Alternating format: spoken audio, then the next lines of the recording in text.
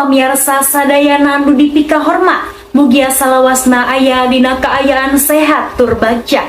Abdi Zaskia Dwika Putri anu bakal marengan waktos anjeun dina program Warta Siswa Nusantara.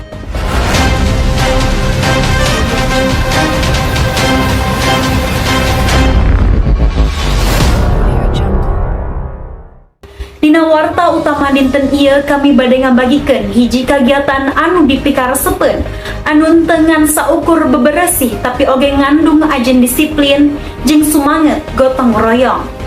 Dina dinten Salasa kamari para siswa di Man Purwakarta ngalaksanakeun kagiatan ngosrek atau beberesih lingkungan sekolah secara babarengan. Kagiatan ngosrek di Man Purwakarta dimimitian ti hisuk keneh kalayan partisipasi sakabeh siswa.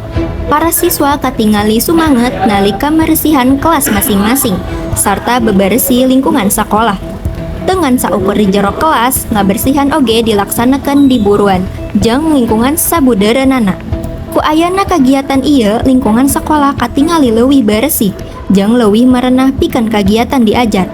Salian ngajaga kebersihan lingkungan sekolah, kagiatan ngosrek ieu oge miboga tujuan pikeun ngaronjatkeun rasa tanggung jawab siswa sarta numuhkeun kebiasaan hirup bersih jeung disiplin. Kagiatan ngosrek ieu dipiharep tiasa terus dilaksanakeun supaya kebersihan lingkungan sekolah tetap kajaga sarta jadi kebiasaan anu hade pikeun sakabeh siswa. Pamirsa, eta tadi gambaran kegiatan ngosrek di lapangan. Pikeun langkung jentrena, orang langsung nyambung ke reporter kami, Naila Rifda. Wilujeng sonten sadayana, Abdi Naila Rifda aya di Man Purwakarta. Tujuan Abdi di dieu bade ngawawancara salah sahiji murid di Man Purwakarta. Abdi di dieu sareng narasumber tiasa nyuhunkeun kanggo ngenalkeun nami anjeun.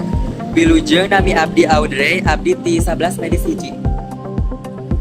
Naon tujuan diadakeunna kagiatan ngosrek ieu? Tujuan kegiatan ngosrek ieu nyaeta pikeun ngajaga kebersihan lingkungan sekolah sarta numuh rasa tanggung jawab siswa karena kebersihan. Di mana wae daerah anu janten fokus dina kagiatan ieu? Kegiatan ieu difokuskeun di sakuliah wewengkon sekolah seperti kelas, buruan, jeung lingkungan sabudaeunana. Iraha kagiatan ieu biasana dilaksanakeunna?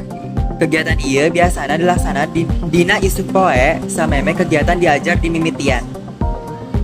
Sawae sih anu ikut serta dina kagiatan ieu? Sakabeh siswa MAN Purwakarta oge sabareng ku OSIS jeung guru. Naha kagiatan ngosrek ieu sok dilaksanakeun secara dadakan jeung teu miboga jadwal anu pasti. Sebab kegiatan ngosrek ieu biasanya diadakan lamun aya parenta ti pihak sekolah atawa lamun ka aya lingkungan sekolah geus tingali kotor. Ku kituna teu dijadwalkan secara rutin jeung sok diumumkan secara mendadak.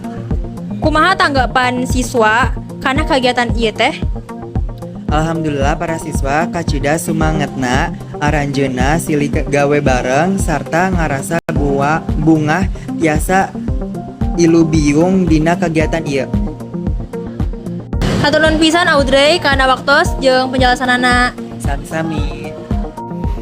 Kagiatan ngosrek di Man Purwakarta nunjukkeun yen kebiasaan hade bisa dimimitian tina hal-hal anu basajan. Mugia kagiatan sapertos kieu teras dilaksanakeun pikeun nyiptakeun lingkungan sekolah anu bersih sareng nyaman.